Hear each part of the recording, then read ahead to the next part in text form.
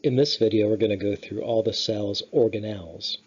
Organelles are tiny pieces of machinery in a cell, each with a specific function. We're going to look at this generic cell, but realize that cells look very different from one another depending on their function. Recall that form dictates function. That's the principle of complementarity. These cells are round and smooth and tiny. These are red blood cells. They can slip by or slip within the tiniest little blood vessels called capillaries. This is a neuron. It has a long wire extending out of it because it acts like a wire. It has to conduct electrical impulses. This long cylindrical cell is a muscle fiber. It has to be able to expand and contract as the muscle does.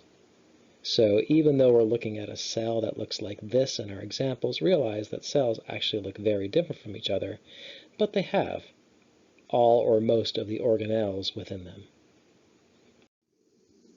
If you think of the cell as a factory, well, the nucleus of a cell is the control center.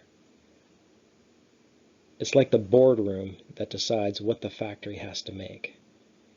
So inside the cell, we have all the genetic information, the DNA.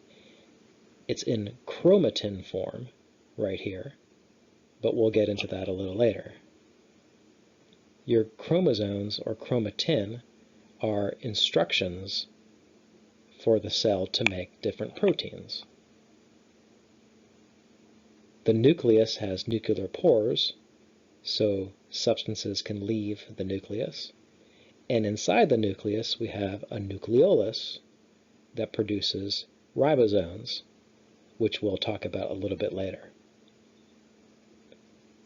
One last point for this slide here is that this is the nucleus, not the cell.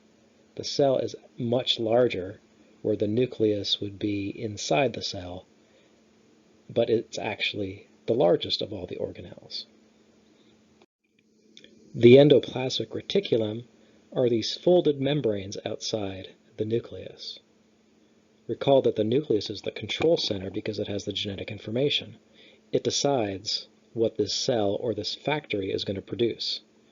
Think of the endoplasmic reticulum like the assembly line, where the product is made. When you look at the endoplasmic reticulum, you can see that sometimes there's these little red dots on it that make it appear rough, and sometimes there isn't, which make it appear smooth. Structurally, that's the difference between the rough endoplasmic reticulum and the smooth endoplasmic reticulum. Well, these little red dots are ribosomes, and the job of ribosomes are to produce proteins.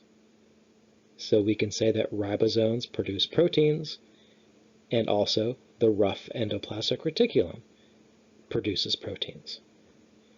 The smooth endoplasmic reticulum does not contain ribosomes, therefore it cannot produce proteins. It produces other product, like lipids. It also stores calcium. So as we go through all these organelles, you should be able to match structures with the functions. The Golgi apparatus sorts and modifies and packages products from the endoplasmic reticulum.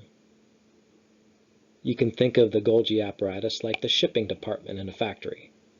It receives the product that was made in the endoplasmic reticulum, the assembly line, edits it, sorts it, packages it, and gets it ready for transport.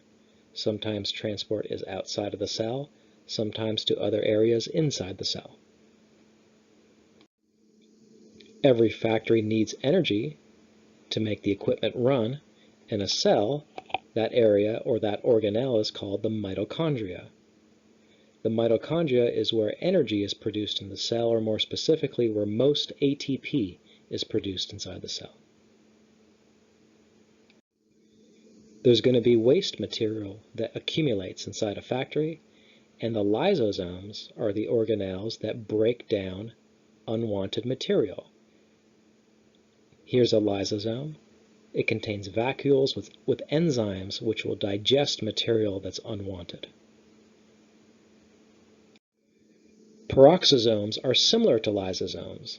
They also get rid of unwanted material, but unlike lysosomes, they're able to neutralize harmful toxins. So think of the lysosomes on the previous slide like the garbage can where you can throw things away, where the peroxisomes are like the biohazard bin where you have to dispose of harmful chemicals like in a lab. Centrioles that we see here come in pairs. A pair of centrioles is termed a centrosome, and centrioles are important for cell division. That is when one cell will divide into two cells in a process called mitosis. Flagella, or a flagellum, is a whip-like tail that extends out of the cell. You can see it right here. Its job is to move the cell. The only example that we have of flagellum in humans is a sperm cell. Cilia, on the other hand, are hair-like extensions from the plasma membrane. Their job is to beat in a wave-like motion that moves material along outside the cell. Microvilli are finger-like extensions of the plasma membrane.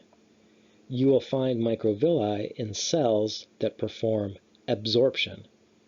Absorption is when cells take in material. When a cell has to absorb, it helps if it has a larger surface area. Having microvilli means that there's much more surface to absorb onto.